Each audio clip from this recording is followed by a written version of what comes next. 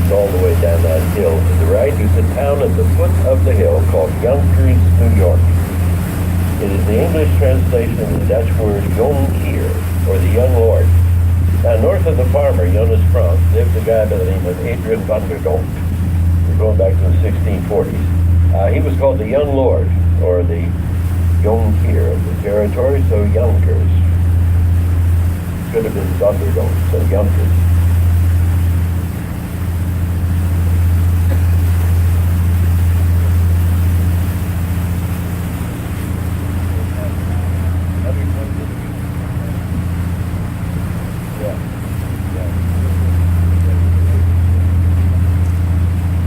Now, on our left is the only part of Manhattan Henry Hudson would recognize immediately. This is the only natural hill that remains on Manhattan. So go back to the year 1930. In 1930, the Rockefeller Foundation is building something called Rockefeller Center. This is countryside. And they realize as they're tearing stuff down, no one will ever know what this place used to look like. So they bought this hill. And later, when it became part of New York, they gave the hill to New York City with the understanding nothing will be built here. You're down in Greenwich Village, there were more hills like this than any other part of our island. So this is the only natural part of the island. The only thing we've done is build a little park to the side here. And at the same time, in 1930, the Rockefellers bought the cliffs of New Jersey here on the right and gave them to the state of New Jersey, which we call the Palisades State Park now. So, if you are in Manhattan and take a boat over to Weehawken or the cities that are across from Manhattan, it used to be this. It used to be a cliff. This is it. This is the original all the way to the harbor. For the next 13 miles, you'd have a high cliff on your right, and you'd have the hills and the valleys on your left. This is the original territory where now Midtown and the cities of New Jersey are across from Manhattan. This is what it used to look like. Now, there's a little transmitting station, a little tower over the hilltop off the front of the ship, right? It's one of the backup transmitters.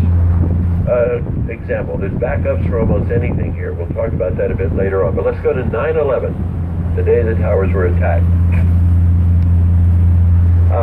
About midday, or mid-morning, I should say, Tower 1 fell. At that moment, every transmitter is on that tower, radio or television. At that moment, for milliseconds, you hardly recognize it, the power is gone. And it kicks in. If you live up here, that's where you got your news now. Little towers like that are built to pick up in case anything happens. Boy, it really happened, and so you got your news. If you live around here, you got your news from there. Little places all over like that. Well, up on the hilltop on the right is a big orange roof building. It's got the buildings around it. It is here because it was built before the Rockefellers bought the land. So it stays. It's a Franciscan monastery and built in isolation in the late 1800s up here. It would be joined, it may be gone because you have too many apartments here, but this is a parkland, so it stays. Now, to get to where we're going, and we're back on the Hudson headed southbound now, we'll clear Inwood Park, the northern hill here on our left. Then we come to a part of the island where everything is named for George, Washington Heights. After that, Harlem. After that, we'll come to the Upper West Side and then Midtown. You can see where we're headed, the big buildings in Midtown. Here at Washington Heights on the hilltop off the front of the ship left is the largest Western European medieval art gallery on Earth. It's called the Cloisters Museum. Now, a cloister is a big, square, open garden with a covered walkway around it found in monasteries and used for meditation. There are 5 big cloisters in there from the year AD 1100 to 1500. Even most of the stonework there is from that same time period. Ruins in Western Europe brought over to rebuild here. Tapestries and paintings from that era. Bibles that took years, used by hand, and the cloisters is a very simple place to get to from Midtown. Go to Madison Avenue. Number 4 bus. Last stop, front door of the cloisters here. Then it goes back to Midtown. Now here's why this is called Washington Heights. Off the front of the ship left, there is a rounded mound of trees.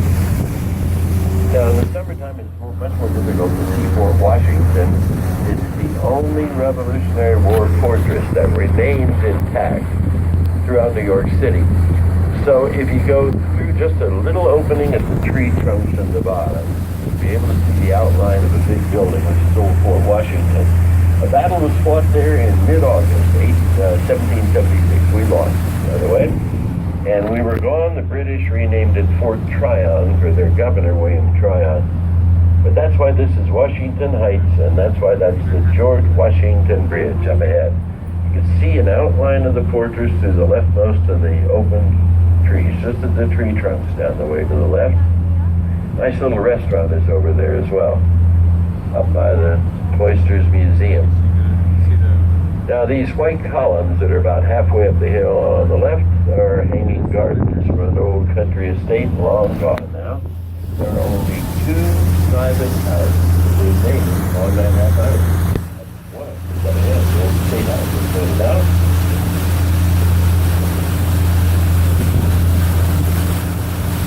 Those geography, they give you some idea why Joan Park of the neighborhood.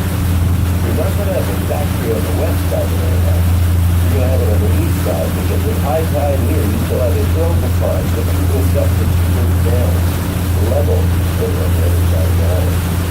So these are all apartment houses here.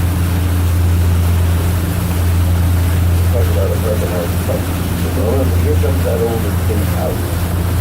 Up ahead of us left on the hilltop, there are 5 identical red brick buildings with the squares on the top. Come to the leftmost of them, or the one closest to us, and come down the left wall to the tree house.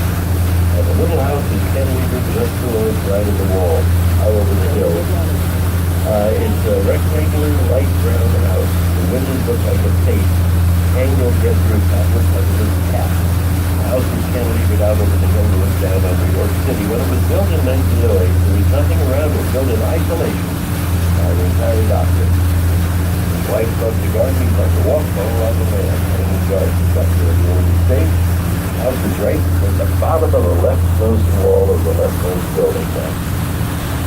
When the bridge came up almost 30 years later, to help block his view. First thing to block his view. George Washington Bridge up ahead of us. It is the bridge that's been in the news in the state of New Jersey. And on a typical day like today, about 500,000 people should be on that bridge back and forth. Busiest bridge in our country. It is built on the narrowest part of the river.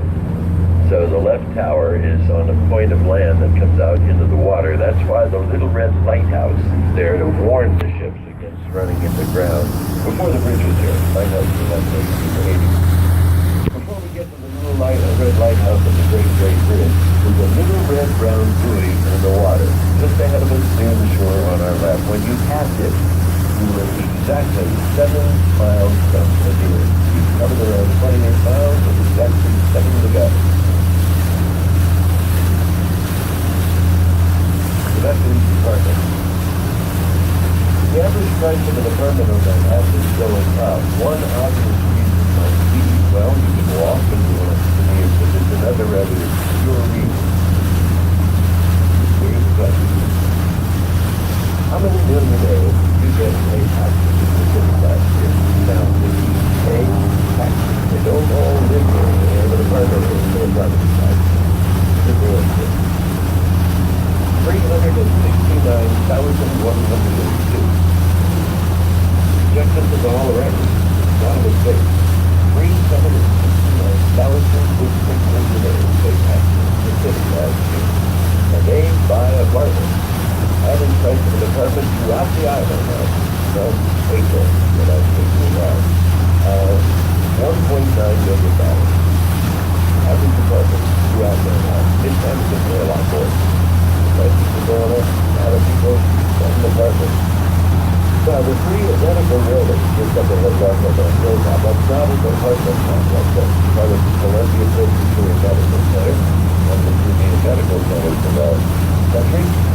And as we clear the GW Bridge here, Flight 1549 cleared this